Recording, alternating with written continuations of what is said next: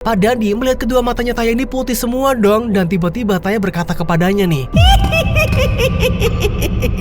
apakah kau suka bermain denganku? Dasar manusia goblok. Pak Dandi pun langsung terkejut dan ketakutan. Dia berusaha melepas kala itu, namun Taya malah memeluknya semakin erat banget. Sosok itu berucap lagi kepada Pak Dandi, kenapa kau takut? Bukankah ini yang kau mau? Usai memberontak, Pak Dandi yang ketakutan berlari keluar hanya mengenakan selimut untuk menutupi tubuhnya yang gak pakai apa-apa. Assalamualaikum warahmatullahi wabarakatuh. Selamat pagi, siang, sore, malam semuanya. Bagaimana kabar kalian? Semoga selalu dalam keadaan yang baik-baik saja. Seperti biasa, saya di sini hadir kembali untuk kalian semua untuk membawakan sebuah cerita horor untuk menemani aktivitas harian kalian. Oke, yang baru masuk nih, yang sudah hadir silakan absen dulu di kolom komentar ya, dengan siapa namanya dan dari mana kotanya. Makasih banget nih untuk penonton setia Dimensi Mimpi, penonton setia konten saya ya. Makasih banget untuk Mama Nut. Makasih banget untuk Kak Esther, Mbak Hani Bekasi, terus ada Kak Mera, terus ada Kak Wati, terus ada Kak siapa tuh yang kemarin tuh yang baru datang tuh, Kak Lin ya. Terus ada Mas Alif, ada Mas Joko, Mas Bidin. Makasih banget buat kalian semua yang selalu setia nonton channel Dimensi Mimpi maupun channel saya di Lazynet. Oke, dan buat kalian yang baru datang, yang baru nemu channel ini, salam kenal ya semua ya, kenalin. Oke, untuk di cerita kali ini ada sebuah cerita horor lagi nih, dan ceritanya ini terkait dengan kekeluargaan ya. Biasa nih, sebuah keluarga yang sedang diuji oleh orang ketiga. Waduh, parah banget nih orang ketiga ya. Jadi ada seorang keluarga yang kepala rumah tangganya itu menjadi seorang supir ya, berprofesi sebagai supir. Dan di sini seorang supirnya itu biasa dong. Kebanyakan nih ya, stigma masyarakat tuh kalau seorang supir ketika dia sedang bertugas di jalan, pasti dia ada yang nemenin gitu. Maksudnya nemenin tuh apa? Ya seorang lah yang bisa nemenin itu, seorang cewek tentunya ya, cewek sewaan. Jadi seperti itu teman-teman ceritanya tuh kali ini. Ada seorang supir yang dia terpincut oleh seseorang yang wanita beonan gitu untuk dia sewa. Namun akhirnya si istrinya ini tahu gitu, dan dia melakukan sebuah tindakan yang sangat-sangat di luar nulur sekali. Dia nekat untuk menyantet si wanita tersebut. Waduh, disantet ya, mainnya santet-santetan nih ya gitu. Ketika patah hati dukun bertindak gitu ya. Gimanakah kelanjutan ceritanya ya? Apakah keluarga ini bakal pecah dan si yang wanita itu bakal gimana nasibnya ketika udah disantet, ataukah semuanya seperti apa gitu? Oke, yang udah penasaran, kita langsung aja masuk ke dalam ceritanya.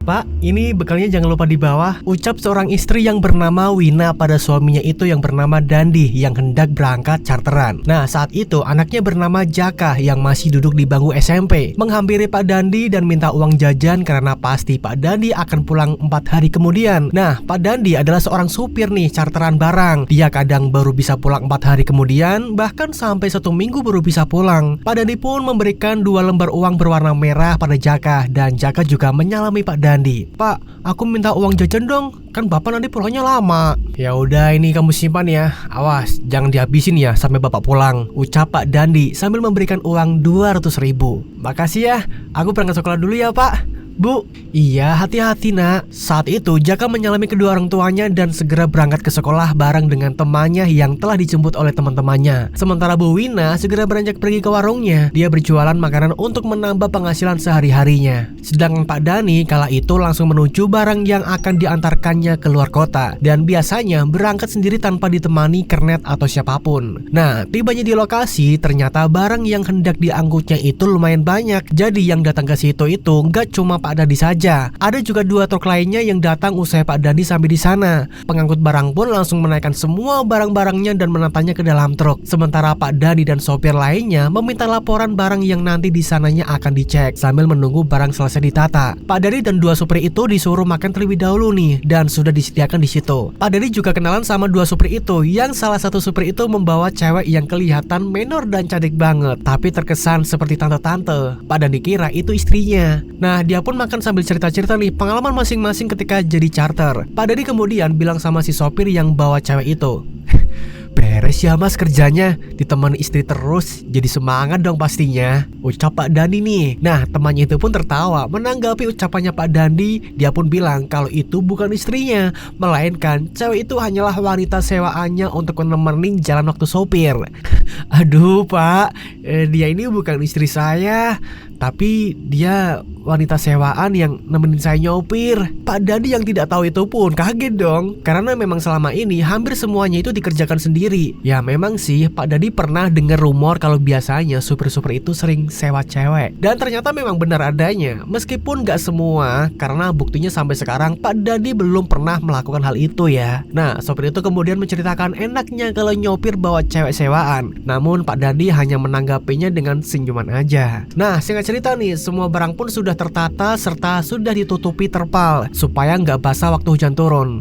Dan berangkatlah mereka semua dengan tujuan yang sama dan satu arah. Sementara di warung nih, Bu Wina sedang sibuk melayani para pembeli yang datang ke warungnya. Warungnya itu memang selalu ramai karena dekat dengan sawah dan para petani juga biasa mampir ngopi dan makan siang di situ. Kala itu ada seorang ibu-ibu petani yang nanyain di mana Pak Dandi, dan Bu Wina bilang kalau suaminya itu sudah berangkat charteran lagi. Pak Dandi kok nggak kelihatan bu? Iya bu, suami saya baru berangkat charteran lagi. Tadi pagi baru berangkat. Si ibu-ibu tadi bilang sama Bu Wina kalau dia harus banyak-banyak doa dan sering ngabarin Pak Dandi saja, biar nanti nggak kepincut untuk nyewa seorang cewek buat nemenin perjalanannya. Namun Bu Wina yang percaya dengan suaminya itu, dia bilang bahwa suaminya nggak mungkin melakukan hal seperti itu karena dia tahu suaminya sayang keluarga dan anak. Oh sudah berangkat ya bu? Bu, saran saya nih ya, Bu Wina harus banyak-banyak doa sama ngabarin Pak Dandi saja bu. Loh emangnya kenapa bu? Soalnya nih sekarang banyak sopir-sopir yang pada nyewa cewek buat nemenin perjalanannya bu. Kalau suami saya mah nggak mungkin ngelakuin hal seperti itu. Saya yakin dia itu sayang keluarga dan anak. Namun ibu itu sekedar memberi saran saja. Soalnya katanya dia dengar dari desa lain ada seorang supir truk yang ketahuan selingkuh sewa cewek dan akhirnya cerai karena ketahuan oleh keluarga jauh dari keluarga istrinya. Ya itu sih saran saya aja bu. Soalnya kemarin-kemarin bu nih ya, saya dengar dari desa lain itu ada seorang supir truk yang ketahuan selingkuh dan akhirnya cerai. Ya semoga Pak Dandi gak seperti itu ya bu. Iya bu, saya paham. Nanti saya akan tetap berhati-hati dan selalu memperingati suami saya supaya nggak sampai begitu. Nah setelah selesai makan nih, ibu-ibu itu lanjut ke ladang lagi untuk bertani. Nah sedangkan Bu Wina sebenarnya dia kepikiran nih dengan ucapan-ucapan yang dikatakan oleh ibu-ibu barusan. Bu Wina pun terduduk melamun nih, yang kebetulan warungnya sudah sepi. Dia jadi kemana-mana di pikirannya nih karena takut apa yang dikatakan oleh ibu tadi terjadi pada suaminya. Semoga saja bapak nggak sampai melakukan seperti itu, gumamnya nih. Sontak Bu Wina langsung terperanjat dari lamunannya ketika ada anak kecil yang datang mau beli jajan. Nah singkat cerita nih, sementara di tempat lain malam itu turun hujan deras nih, dan Pak Dandi dan supir lainnya terpaksa berhenti di tepi jalan yang lumayan luas. Mereka sedang melewati sebuah jalan yang sepi dan dikelilingi pepohonan. Truk Pak Dandi berada di paling belakang, dan sambil menunggu hujan reda, Pak Dandi memutuskan untuk nyeduh kopi dengan termos yang dibawanya dan juga makan pisang goreng yang tadi pagi disiapin sama Bu Wina. Wah nikmat banget nih di sini nih, hujan-hujan sambil ngopi, terus sambil makan teh goteh, pisang goreng ya. Terus dia pun sempat tertidur nih dan terbangun hujan mulai reda namun masih gerimis. Nah berhubung pisang gorengnya masih banyak nih, Pak Dandi berniat membaginya ke truk depan, yakni sopir yang bawa cewek bernama Moden. Pak Dandi pun menghampiri ke depan dan mengetuk pintu truk dan terdengar nih sautan dari dalam untuk langsung buka aja pintunya dari luar. Tok tok tok tok tok, buka aja pak dari luar. Namun saat Pak Dandi buka pintu nih, dia terkejut banget mendapati Moden dan cewek itu sedang berhubungan badan, sedang silaturahmi kelamin. Dan nampaklah si cewek itu yang membuka baju dan separuh celananya. Namun Moden tak malu saat dilihat oleh Pak Dandi. Kemudian Pak Dandi dengan buru-buru langsung naruh pisang gorengnya dan segera kembali ke truknya. Saat itu Pak Dandi pun masih terngiang-ngiang nih tentang apa yang barusan dia lihat. Seketika Pak Dandi kaget mendengar ponsel yang berbunyi. Trut trut trut trut. Ternyata yang nelpon itu adalah Bu Wina, istri Pak Dandi. Bu Wina pun langsung menyampaikan tentang apa yang tadi dikatakan ibu-ibu di warung, supaya Pak Dandi jangan sampai macem-macem kalau lagi nggak ada di rumah. Halo, Bapak lagi di mana? Ini Bu, lagi di jalan, masih istirahat. Sekalian nunggu hujan reda, soalnya tadi hujannya gede banget. Oh gitu. Pisang gorengnya udah dimakan pak? Sudah kok Bu, tadi juga Bapak bagikan sama sopir yang lain. Baguslah kalau gitu. Oh iya Pak, Bapak awas ya, kalau Bapak sampai macam-macam kalau di luar rumah. Macam-macam gimana sih Bu? Bapak kan jadi sopir gini hidupnya di jalanan.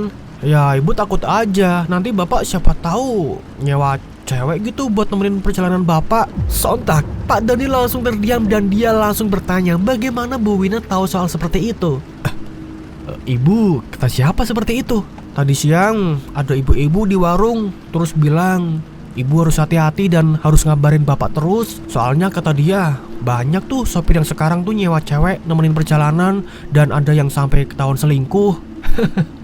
Ya enggak lah Bu, Bapak kan kerja cari nafkah buat Jaka sama Ibu. Baguslah kalau gitu Pak.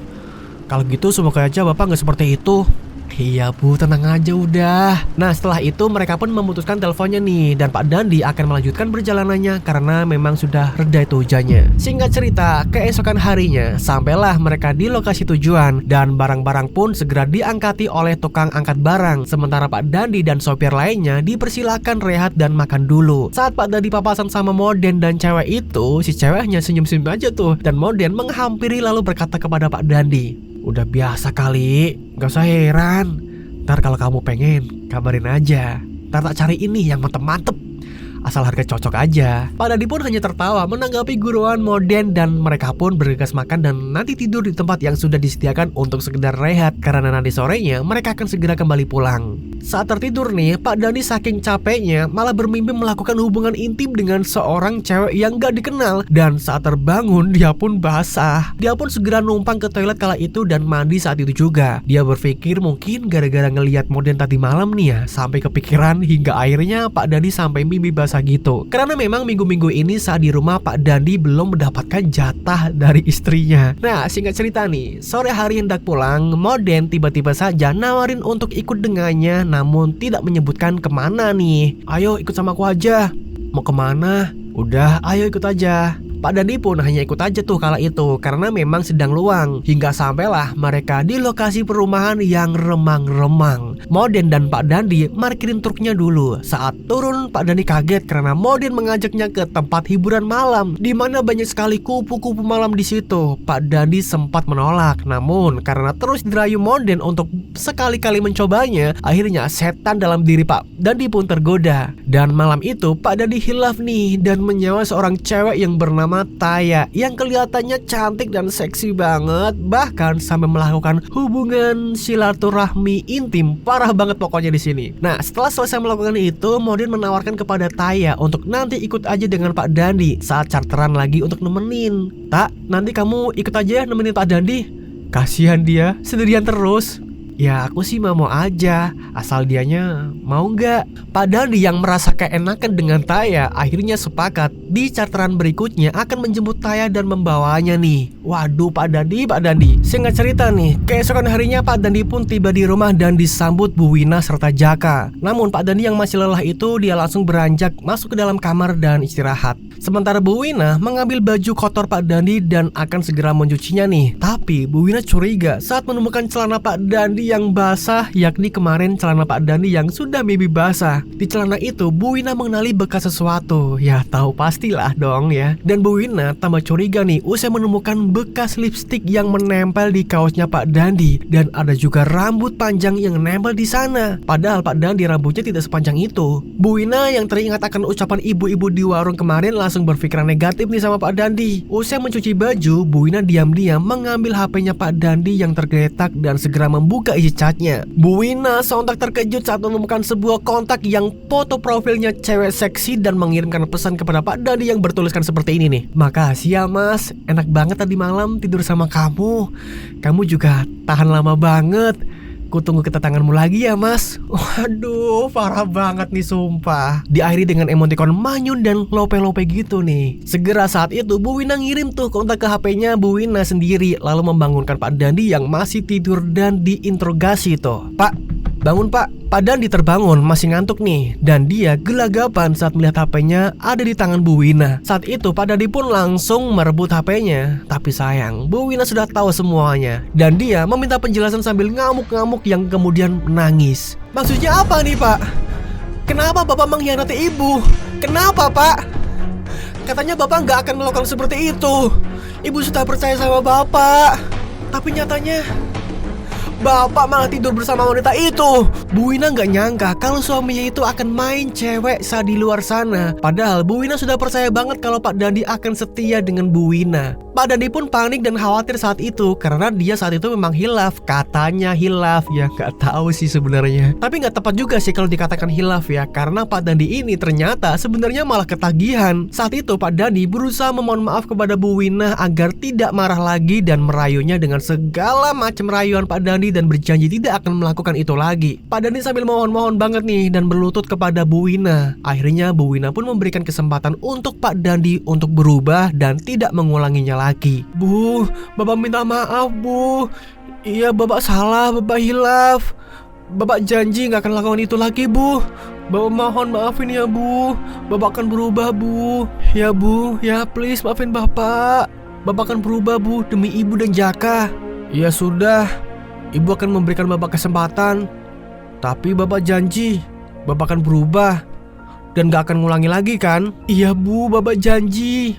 Namun ternyata Pak Dandi ini munafik. Dalam hatinya dia tersenyum tuh karena berhasil membohongi Bu Wina. Pak Dandi hanya pura-pura minta maaf. Akan tetapi nanti dia akan tetap tiduran bareng sama Taya kala charteran lagi. Pak Dandi berpikir akan lebih hati-hati lagi nih agar gak ketahuan sama Bu Wina. Minggu depan Pak Dandi dapat panggilan charter lagi nih. Dan akhirnya dia izin untuk berangkat kepada Bu Wina selama 3 hari. Dia berbohong padahal sebenarnya cuma 2 hari saja. Yang satu harinya rencana Pak Dandi mau bergumul sepuas mungkin sama Taya. Usai keberangkatan suaminya, Bu Wina masih gak percaya atas permohonan maaf dari Pak Dandi. Dan hari itu Bu Wina tutup warung sementara. Dengan motornya, Bu Wina pergi menuju ke dukun desa sebelah dan berniat akan menyantet Taya dengan foto yang dia dapat dari kontak Taya yang sudah dikirim lewat chatnya Pak Dandi kala itu. Beberapa saat kemudian Bu Wina pun sampai juga di rumahnya Mbah Suyono.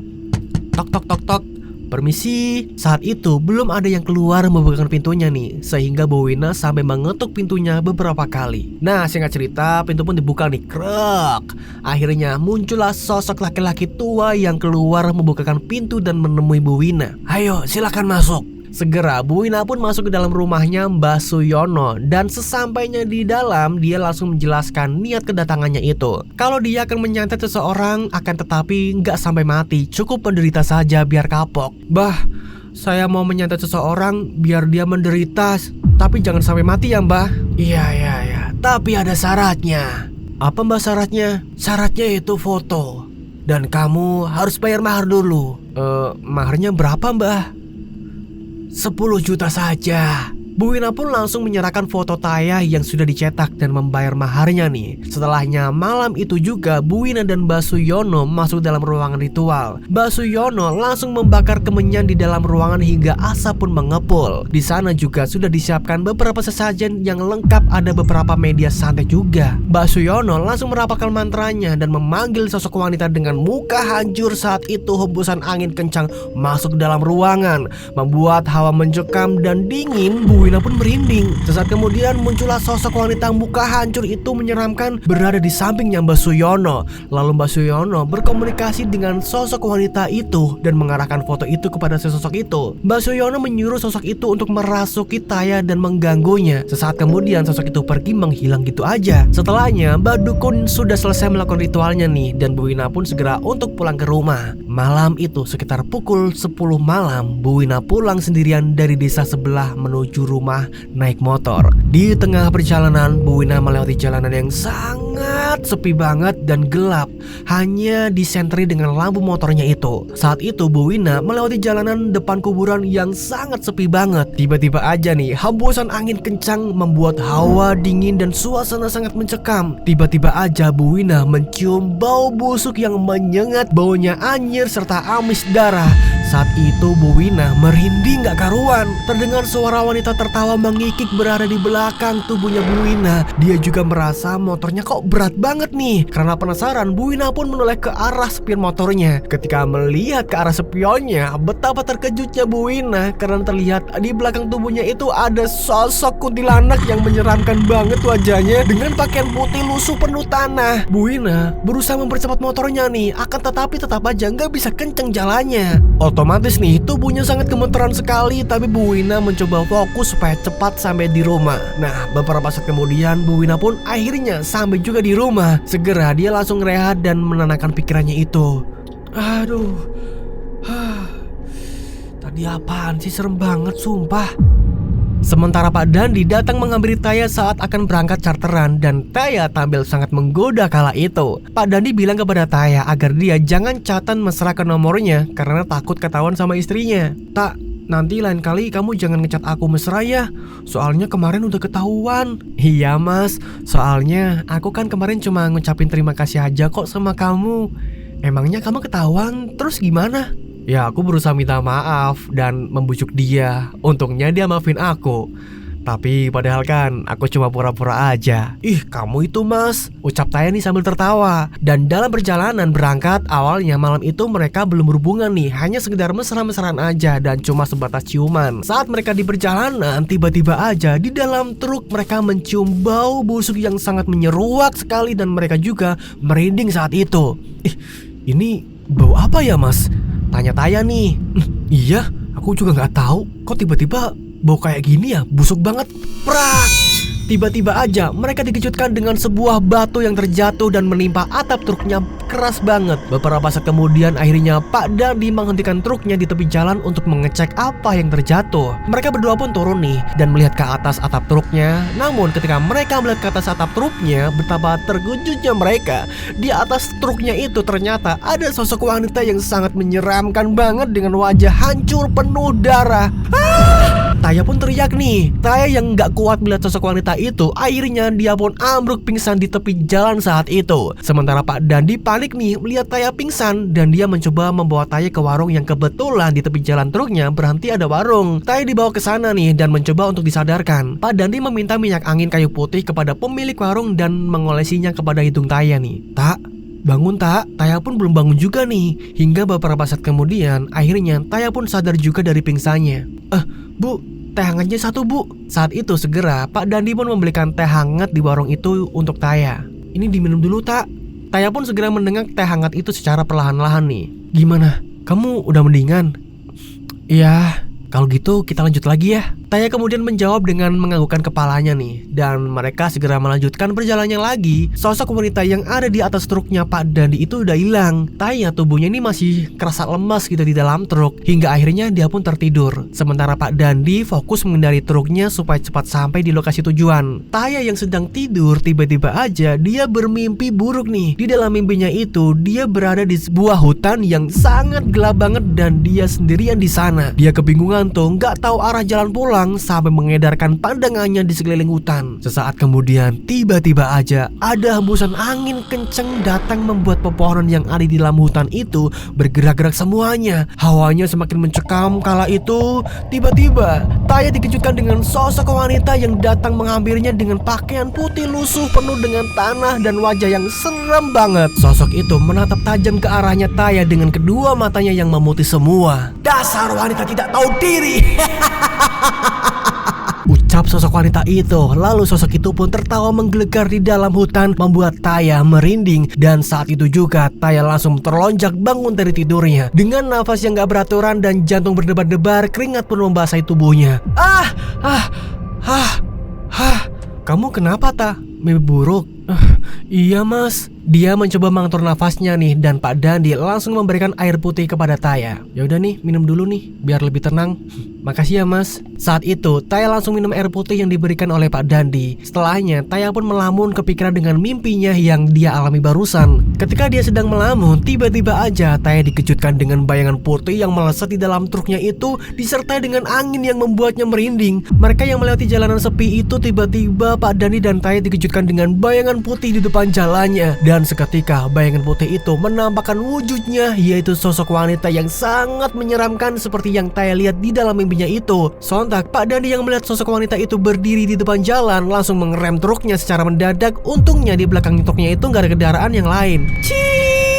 Sosok itu menatap ke arah truknya mereka dengan tatapan yang tajam dan mulut menyeringat, kedua matanya putih semua. Dan sesaat kemudian sosok itu langsung pergi menghilang dari hadapan mereka.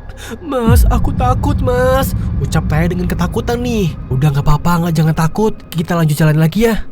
Akhirnya saat itu Pak Dandi langsung melanjutkan kembali perjalanannya menuju ke tempat lokasi.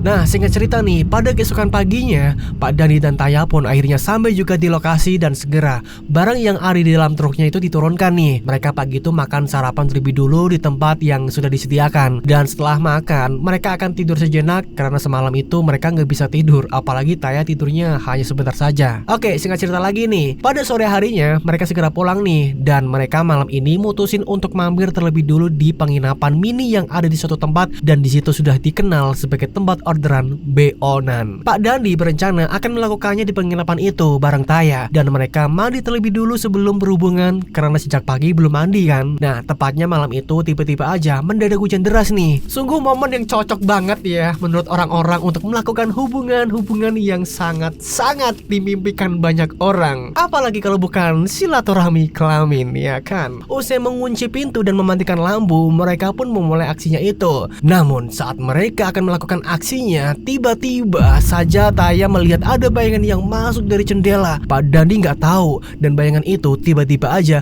merasuk ke tubuhnya Taya. Dia pun langsung kerasukan nih. Pak Dandi tiba-tiba aja dipeluk dengan sangat erat. Pak Dandi kira kalau Taya sedang panas-panasnya. Dia nggak tahu nih kalau Taya ini malah kerasukan, dan beberapa saat kemudian Taya menggigit lehernya Pak Dandi dengan mengeluarkan suara cekikikan membuat Pak Dandi ini terkejut. Pak Dandi melihat kedua matanya Taya ini putih semua dong, dan tiba-tiba Taya berkata kepadanya nih,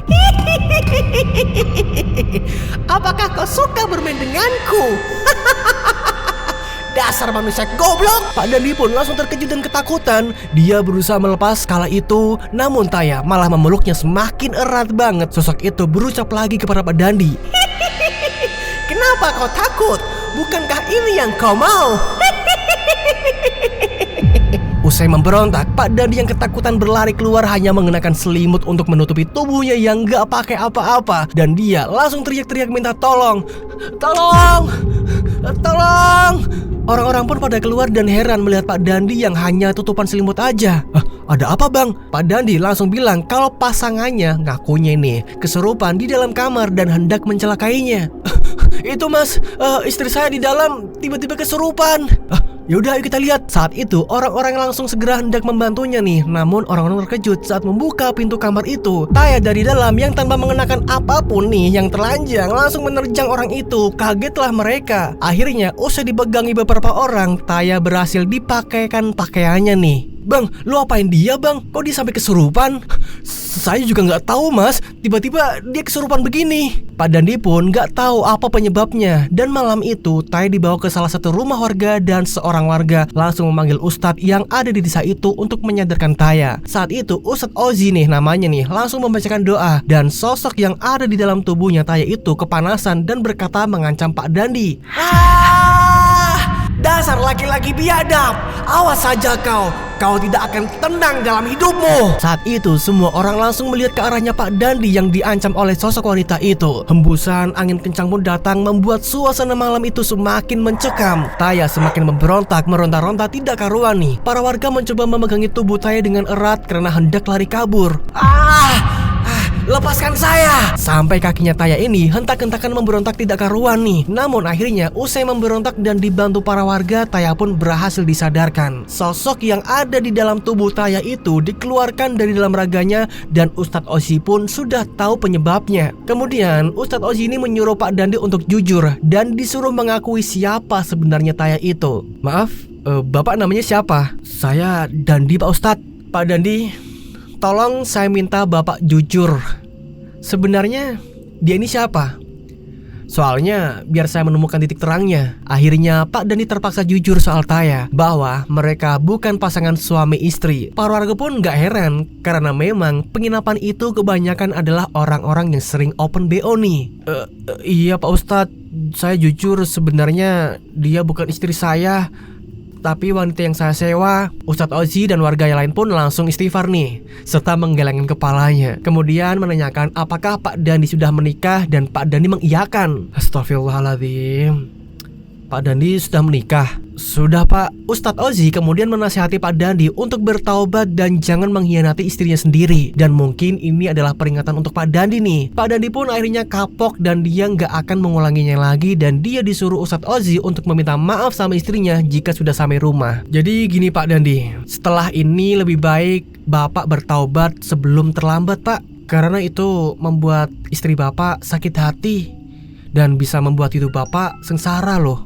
Nah setelah ini Bapak juga harus minta maaf Pak sama istri Bapak. Karena kemungkinan istri Bapak ini dendam Pak dengan si Mbak ini. Jadi istri Bapak ya pakai guna-guna gitu seperti itu. Iya Ustadz, saya akan bertaubat, saya kapok dan gak akan mengkhianati istri saya lagi. Saya mau minta maaf nanti. Alhamdulillah, syukurlah kalau begitu. Nah singkat cerita nih, pada esok paginya nih Pak Dandi pulang dengan satu mobil lagi milik warga untuk membawa Taya diantarkan pulang. Dan sempat kala itu Taya juga dinasihati Ustadz Ozi untuk mencari pekerjaan baru yang halal saja. Namun Taya setelah sampai di rumah, dia tidak mendengarkan nasihat Pak Ustadz, malah akan tetap menjalani profesinya itu terus. Di sini menurut saya memang kita nggak bisa menyalahkan total ke Taya ya yang seperti itu. Jadi ya kita memang bisa, oke lah kita nyuruh si Taya ini untuk mencari pekerjaan baru gitu. Tapi kan mencari kerjaan itu kan nggak mudah ya. Jadi kita sebagai orang yang seperti ini gitu harus memang bersyukur dan jangan sepenuhnya kita menyalahkan si dia. Kecuali kalau kita punya kerjaan yang bisa dilemparkan, yang bisa dikerjakan sama si Taya ini, mungkin itu boleh ngomong seperti itu ya. Mbak Taya kalau bisa jangan kerja seperti itu lagi ya, cari kerjaan yang halal. Ayo Mbak ikut saya, itu boleh. Tapi kalau Mbak Taya kalau bisa jangan kerja seperti itu ya, cari kerjaan yang halal. Tapi kita cuma ngomong doang gitu, nggak ngasih kerjaan kan susah juga gitu loh maksudnya ya. Oke kita lanjut ceritanya. Sementara nih Pak Dandi yang baru saja nyampe rumah, dia langsung bertekuk lutut mohon maaf sama Bu Wina karena dirinya telah membohonginya lagi. Bu, Bapak minta maaf Bu. Bapak melakukan kesalahan lagi Bu. Sudah membohongi Ibu. Kali ini Bapak benar-benar bertaubat Bu. Apa Bapak yakin akan berubah dan tidak akan melakukan kesalahan lagi? Iya Bu, Bapak janji. Dan Bapak mulai sekarang gak mau jadi supir lagi Bu. Bapak mau cari kerjaan lain aja. Bu Wina yang sudah paham dan tahu kalau kala itu Pak Dandi hanya pura-pura minta maaf, namun kali ini dia benar-benar yakin kalau Pak Dandi ini benar-benar minta maaf karena tergambar raut wajah ketakutan di wajah Pak Dandi itu. Dan Pak Dandi kemudian nyeritain semua yang dialaminya itu. Dan usai itu Bu Wina menasihati Pak Dandi untuk jangan melakukan itu lagi. Ibu sudah tahu kalau Bapak akan melakukan itu lagi karena Ibu tahu waktu itu Bapak hanya pura-pura aja minta maaf sama Ibu. Iya Bu, Bapak kemarin malam hendak melakukan itu semua sama cewek sewaan itu, tapi tiba-tiba aja dia kesurupan Bu. Bapak takut Bu. Karena itu Ibu sudah melakukannya Pak. Makanya Bapak jangan macam-macam sama Ibu. Emangnya Bapak nggak kasihan sama Ibu, menyakiti dan mengkhianati hati Ibu? Iya Bu, Bapak nyesel, Bapak minta maaf. Ya, Ibu sudah memaafkan Bapak. Tapi Bapak setelah ini nggak usah kerja jadi charteran lagi ya. Bapak nanti bantuin Ibu jualan di warung saja. Iya Bu, Bapak akan jual truknya dan berhenti kerja jadi sopir bantuin Ibu di warung. Saat itu Pak Dandi dan Bu Wina pun saling meminta maaf nih dan berdamai, mereka berpelukan tuh satu sama lain. Di sini Bu Wina benar-benar dewasa banget ya menyikapi suami yang seperti itu gitu. Coba nih kalau ibu-ibu di rumah nih, gimana jika suami seperti itu? Apakah masih ada rasa ampun untuk si suaminya itu atau gimana nih ya? Si Bu Wina ini memang dewasa banget sih, dia lapang dada itu, sabarnya tuh luas banget ya.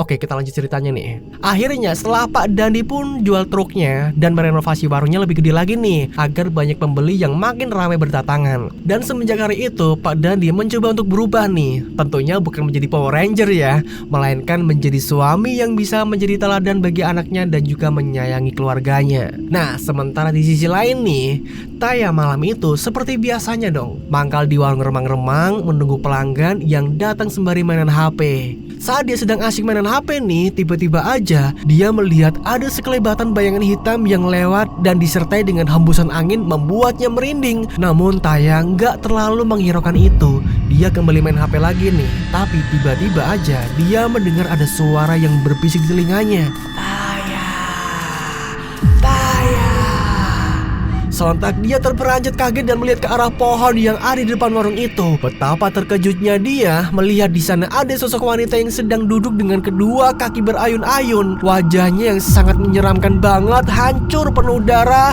Sosok itu menatap tajam ke arahnya Taya. Sontak dia ketakutan hingga akhirnya dia ambruk pingsan di sana, membuat semua temannya yang seprofesi dengannya itu langsung panik dan membawa masuk ke dalam warung untuk disadarkan. Nah, singkat cerita nih, beberapa saat kemudian akhirnya Taya sadar juga dengan wajah yang pusat pasi dan tubuhnya ini lemes. Segera dia diberikan teh hangat dan dibuatkan di warung itu nih. Ini diminum dulu tak? Dia pun menenggak teh hangat itu dengan perlahan-lahan sehingga dia jadi lebih tenang kan. Kamu kenapa tak? Kok bisa pingsan gitu? Akan tetapi Taya yang ditanyai oleh temannya itu nggak menjawab nih dan langsung beranjak pergi untuk pulang saja karena dia nggak enak badan. Aku mau langsung pulang aja ya, lagi nggak enak badannya. Oh ya udah kalau gitu aku anterin ya. Takutnya nanti kamu kenapa-napa lagi. Udah nggak usah, aku pulang sendiri aja. Kalau gitu hati-hati ya di jalan. Saat itu dia pulang sendirian nih naik motornya dengan perlahan-lahan melewati jalanan yang sepi. Dan saat itu tiba-tiba aja dia mencium bau busuk yang menyeruak ke dalam hidung. Baunya ini busuk banget seperti kayak bangkai tikus gitu, pernah nggak? Nah, angin kencang membuat hawa dingin menusuk ke dalam tubuh. Dan saat itu Taya mencoba melihat ke spion motornya. Dan saat melihat ke kaca spionnya, sontak dia terkejut karena melihat ada sosok wanita yang dia lihat tadi di depan warung di atas pohon. Ternyata sosok itu ngikutin dia nih. Taya pun gemeteran dan ketakutan banget. Jantungnya berdebar-debar banget seperti mau copot dan nafasnya ini gak beraturan. Dia pun segera mempercepat laju motornya supaya cepat sampai rumah nih, meskipun sangat ketakutan.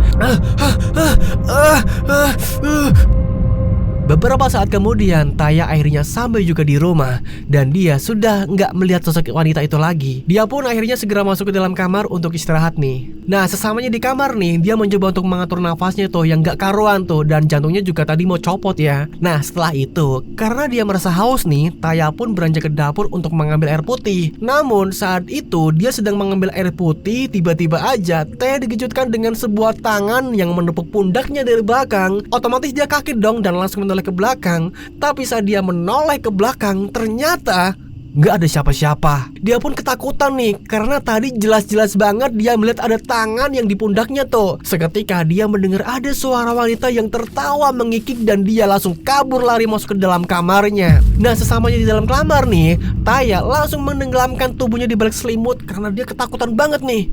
Tok tok tok tok tok.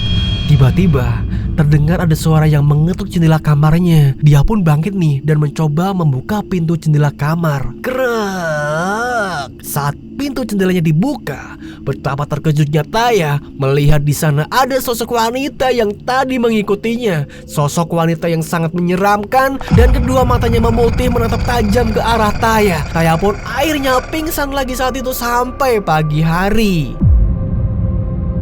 Nah, singkat cerita nih, keesokan paginya Taya sadar, akan tetapi dia sakit demam.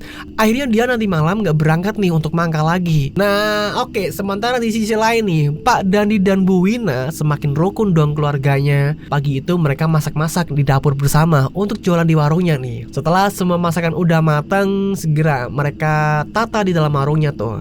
Pak Dandi di sini memang benar-benar sudah tobat ya, dan gak seperti dulu lagi. Dia lebih menyayangi keluarganya. Pagi itu Taya yang ada di dalam kamarnya nih, yang sedang sakit, tiba-tiba dia melihat ada bayangan yang lewat. Dan saat itu dia menjadi stres tuh karena diganggu dan diteror sosok wanita yang menyeramkan itu. Taya di rumahnya jadi sering teriak-teriak, kadang nangis dan kadang tertawa sendiri. Jadi kayak bener-bener kayak orang gila gitu. Taya ini sering banget ngacak-ngacak rambutnya sendiri nih sampai berantakan. Dan dia semakin kurus karena gak pernah makan sama sekali. Miris banget nih keadaan Taya sekarang. Dan singkat cerita nih, suatu malam Taya yang ada di dalam kamar sedang melamun. Tiba-tiba aja dia didatangi lagi oleh sosok wanita yang menyeramkan itu.